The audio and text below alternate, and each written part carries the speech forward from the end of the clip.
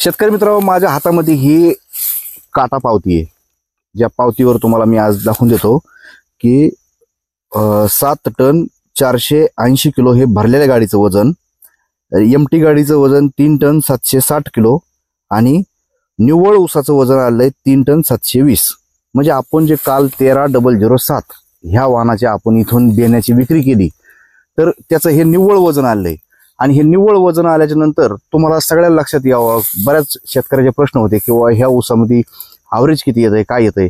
तर हे आता आपल्या समोर जे ऊस तोडलेली जागा दिसती, ही जागा आम्ही आता इतक्या टेप लावून पूर्ण मोजून काढली. आणि टेपने मोजून काढल्याच्या नंतर हे असं अंतर आलंय, हे पूर्ण ह्याच्यावर लिहून घेतलंय. एक बाजू 23 फूट आली, एक बाजू 26 फूट आली आणि दोन बाजू 50-50 फूट आल्या. तर हे असं पूर्ण माप काढल्याच्या नंतर त्याचा काही हिशोब केला फुटामध्ये, तर आम्हाला लक्षात आलं की 1.33 1 गुंठा 33 पॉईंट इतकी ही आपली जागा बियाण्याची तुटली. आणि ह्याच्यामध्ये आपल्याला 3 टन 720 किलो इतका आपल्याला ऊस मिळालेला आहे. 13007 ही ऊसाची वाण आहे. आणि आपण बघू शकता तर भरपूर शेतकऱ्याचे मला फोन आले आणि कमेंट पण आपल्याला बघायला मिळाल्या. काल एका दिवसामध्ये हा व्हिडिओ जवळपास 2 लाख शेतकऱ्यांनी बघितला. आणि 2 लाख शेतकऱ्यांमधून भरपूर शेतकऱ्याचे प्रश्न असे आले किंवा ह्या ऊसाची साईज जी आहे ती साईज लहान पडते. पण शेतकरी मित्रांनो, मी तुम्हाला दाखवून देतो की ऊसाची साईज बघा आणि ऊसाचे फुटवे बघा.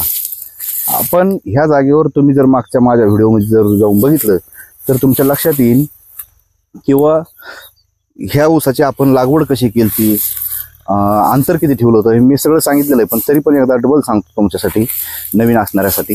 किंवा हे अंतर आपण 4.5 फूट अंतर ठेवलेलं आहे. 4.5 फुटामध्ये एक डोळा पद्धतीने ऊसाची लागवड केली. जर इथं जर बघितलं तर तुम्हाला कुठेही वाटणार नाही की एक डोळा पद्धतीने ही लागवड झाली असं म्हणून, कारण की इतके दाट फुटवे आणि सगळे निघलेले आहेत. जरी समजा साईज थोडी लहान जरी वाटत असली तरी, साईज जरी लहान असली तर पण जर 2-3 ऊस जर शिल्लक निघले तर ते वजन ॲव्हरेजमध्ये एकत्रित होऊन जाईल आणि ॲव्हरेज चांगलं येईल. आणि मित्रांनो, साईज जरी लहान असली तरी पण वजन, एका ऊसाचं वजन आम्ही मोजून बघितलंय 2.5 किलोच्या आसपास, 2 किलो ते 2.5 किलोच्या आसपास वजन भरतंय. ऊसाची साईज बघा. आता हे एवढा ऊस आहे, हे ऊस तुटून गेलेला आहे. ह्याचं जे तोडणारे माणसं होते त्यांनी तिथून पुढचा अर्धा ऊस तोडून नेलेला आहे. पण तरी पण ऊस बघा केवढा आहे. आणि साईज बारीक जरी असली तरी पण ह्याच्यामध्ये जशी पडत नाही. 265 आणि 254 ह्या 2 ऊसाचं क्रॉस केलेलं बियाणं हे, तर चांगल्या क्वालिटीचं हे बियाणं आहे. आणि मित्रांनो, ह्या वर्षी भरपूर ऊसावर रोग आलेत, पण ह्या ऊसावर रोग आलेला नाही. उगाच थोडंफार एखाद्या जागेवर वाटतंय, पण असं हिरवेगारपणा हे चांगला टिकून राहिला. फुटवेची संख्या चांगली असल्यामुळं ॲव्हरेज हे आपल्याला नक्कीच येत असते. ऊसाची वाढ अशी झाली, हे बघा इथं हे वाढ दिसतंय ह्या सरीमध्ये. आपल्याला वाटतंय हेच सरी काय की, आता बघा ह्या सरीच्या नेटव्यानी ह्या सरीत असल्यासारखं इथं वाढ आलंय. पण ऊस बघा कुठे गेला, हे बघा. हे म्हणजे ही एक सरी सोडून ह्या सरीत ऊस आहे. हे बघा इथं ऊस आहे, म्हणजे तिसऱ्या सरीमधला ऊस आहे ह्यो. आणि गेलाय कुठं, त्या सरीमध्ये. तर इतकी अशी ऊसाची वाढ झाली आहे बघा. तर मित्रांनो, वर मी तुम्हाला माझ्या गावाचं नाव, तालुका, जिल्हा आणि माझा मोबाईल नंबर वर डिस्क्रिप्शनमध्ये मी देतोय. तर जर कोणाला जर बियाणं लागलं तर तुम्ही माझ्याशी संपर्क साधून हे 13007 ह्या व्हरायटीचं बियाणं तुम्ही मागू शकता.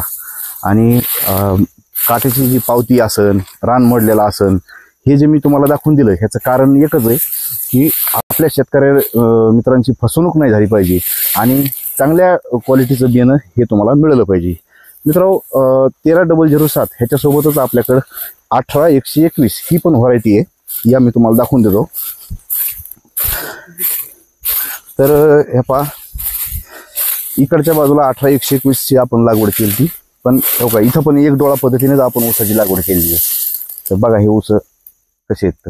बघा हे 18121 ही व्हरायटी आहे.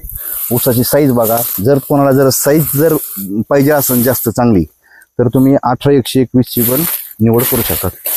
जेवढी तर हो काय 18121 बघा कसा आहे. आणि फुटवे पण बघा 18121 ला कसे झाले ते. मित्रांनो, खोडव्याला पण हे ऊस चांगला येतोय. जर कोणाला जर 18-121 पाहिजे असला तर 18-121 हे पण ऊस आपल्याकडं एक्क्याचीच लागवड आहे. ह्याचं पण आपण बेणं देत असतो. मित्रांनो, बेणं घेत असताना बेणं हे बेणे मळ्यातलं घेतलं पाहिजे. बेणे मळा म्हणजे काय असतंय की ह्या ऊसाला अशी काही ट्रीटमेंट केलेल्या असतात की त्याच्यामध्ये सध्या साखरेचं प्रमाण कमी राहावं. साखरेचं प्रमाण जर कमी राहिलं तर ऊसाचा फुटवा चांगला होत असतोय. आणि जे काही आपले साधारण शेतकरी म्हणजे आपले भरपूर शेतकरी असतात हे आपलं सरधोपटपणे ऊस लागवड करतात आणि ऊसाला खतं हे ते सगळे देत राहतात. पण आपण असे काही वेगळा बदल केला आहे की त्याच्यामध्ये साखरेचं प्रमाण हे कमी राहिलं पाहिजे. आणि शेतकरी मित्रांनो, बरेच मी शेतकरी बघतोय की बांधाच्या शेजारचंच बेणं घेतात. पण त्याचं first generation, second generation, third generation काय आहे, कुठून आला ते ऊस, काय केलं त्याच्यावर, काय प्रक्रिया केली का, फवारण्या कशा घेतल्यात, खत काय टाकलंय, हे आपल्याला काही माहीत नसतंय. तर हे ज्या अशा ऊस आहे ह्याच ऊसाला जर तुम्ही लागवड केली तर ह्याची लागवड चांगली राहू शकते. जसं आपल्या तुकाराम महाराजांची ओवी आहे की शुद्ध बीजापोटी फळे रसाळ गोमटी, तसंच जर चांगलं बिना असेल तर तुम्हाला ह्याच्यापासून जे येणारं जे ऊस आहे तुमचं जे पीक आहे हे पण चांगलं येईल. तर शेतकरी मित्रांनो, व्हिडिओ पाहिल्याबद्दल धन्यवाद. राम राम.